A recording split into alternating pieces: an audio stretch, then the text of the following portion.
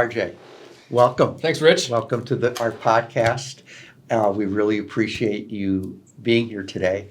And obviously, we just want to take some time with you just to kind of talk about HBT Digital and your work with the SBDC and just an overview of your ups, your downs, your challenges, your successes. So talk to me a little bit about, your beginnings and what were your thoughts about the business coming forward, and how did you engage us as a small business development center? Sure. Well, first, thanks for having me. Sure, you're welcome. You're welcome. So this has been a career for me. So I started in marketing probably close to 16 years ago now, and always on like the lead generation side. How do we get businesses to contact the company, become a lead, and the lead goes to the sales team and they convert it. And I was the digital marketing guy. And in 2019, I found myself at a crossroads. I had a couple consulting clients on the side, and I had a day job. I was a marketing director.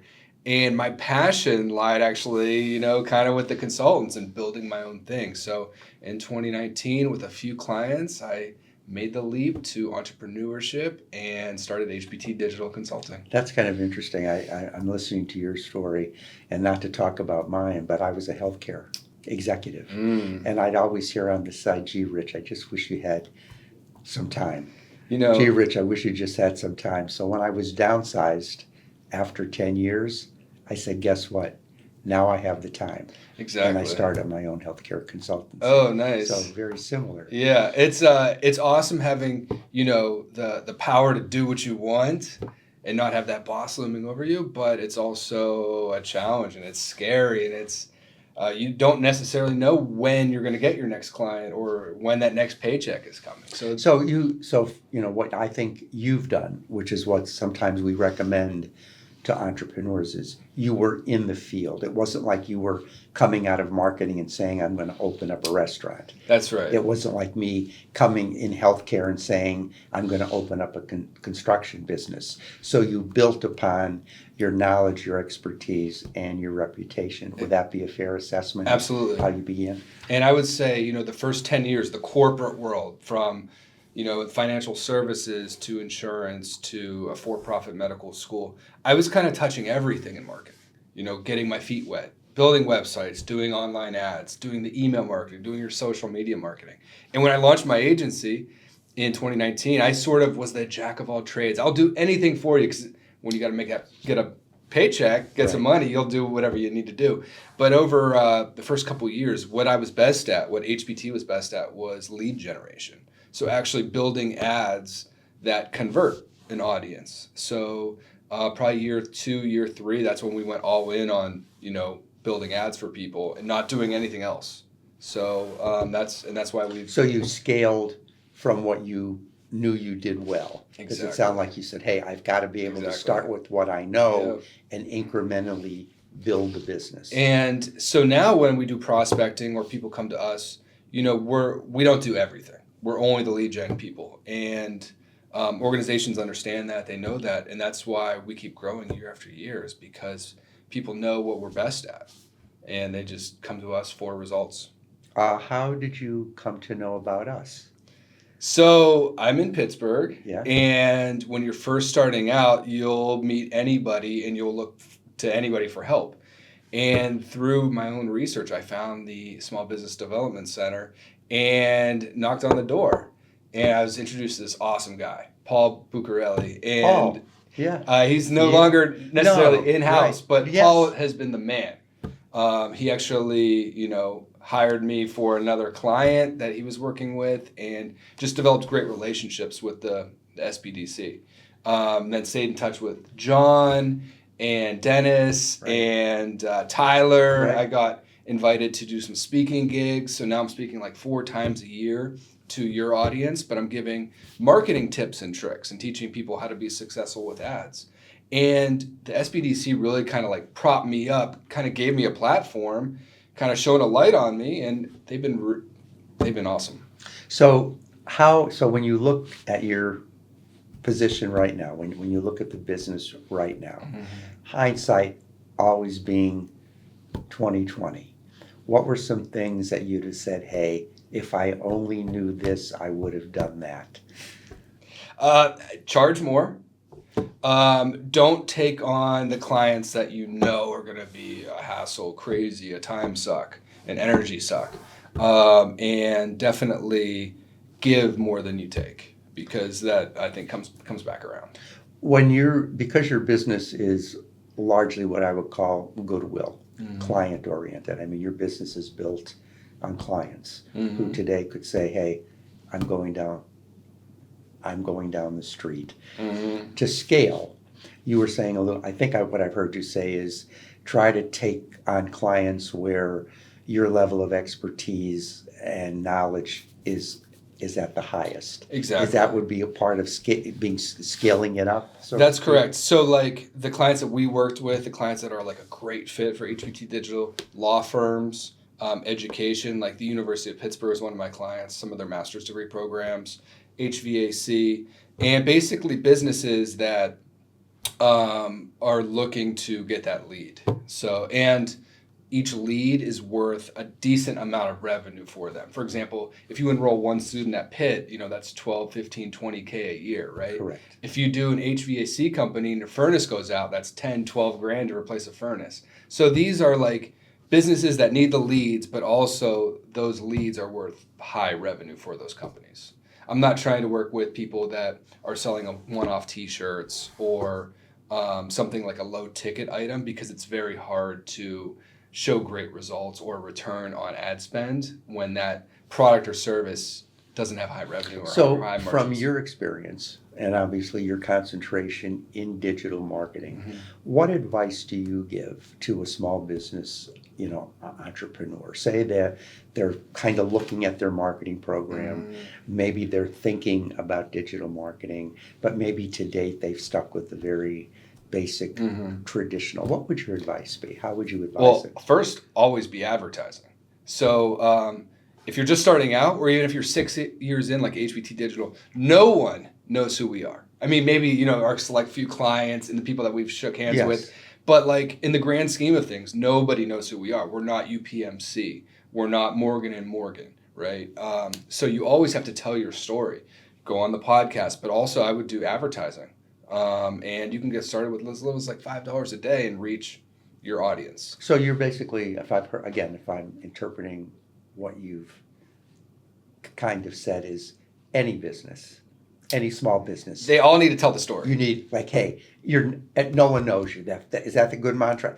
Nobody knows. No one knows who you are or what you do. So the main thing, tell people who you are. Share the story, share the journey, but also create an offer. What is your product or service? What can you offer somebody that is so great that if they don't take advantage right now, they're going to feel like they missed out? Okay. So I had a client a couple of weeks ago, and we were engaging in kind of talking about digital marketing, and we talked about outbound marketing. And I had said to the client, and he has a pretty good service, I said, well, think about people's problems and how you solve that problem. Because if you focus on, hey, did any of you ever have this type of a problem? Well, I just fixed it. And then I suggested, then you have the client be with you and let the client talk about how John, Mary, Susie, whatever, helped them fix that. Is that from an individual now who's doing a lot of this, is outbound marketing in that respect something that makes one's marketing approach different, more value added? I think it's a combination of things. There's no magic bullet, right? But ads are one way to turn on the light switch, turn on the faucet, get people to your site right away.